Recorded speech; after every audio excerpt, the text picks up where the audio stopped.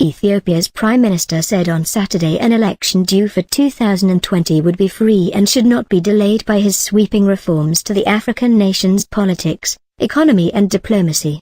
Abiy Ahmed, who took office in April, has pledged to open up the state-dominated economy and has taken steps to end decades of hostility with neighboring Eritrea, moves that could reshape the country and the broader Horn of Africa region. He said on Saturday at his first news conference that the World Bank would provide $1 billion in budget support in the next few months, explaining that this is due to the reforms taking place in the country. Since winning office, Abiy has loosened the grip of a state that had ruled with an iron fist. He has ordered the release of political prisoners and decried abuses by security forces as state terrorism. "My dream and ambition is for democratic elections to be held," the 42-year-old Prime Minister said. "Otherwise, what legitimacy can any official have without the mandate earned through elections?" Abiy said elections, due in 2020, should not be delayed until the reforms he has announced are completed.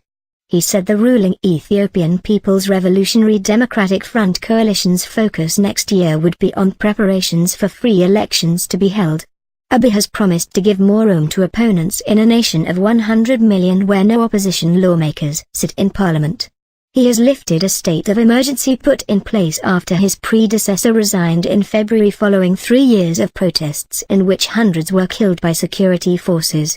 The World Bank and other donors suspended budgetary help following a vote in 2005 that was disputed by the opposition and accompanied by violence that killed 200 people.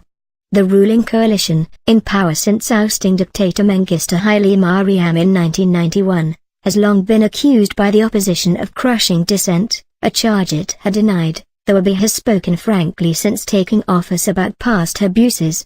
Some political dissidents have voiced skepticism about change as long as Abiy's EPF remains in power.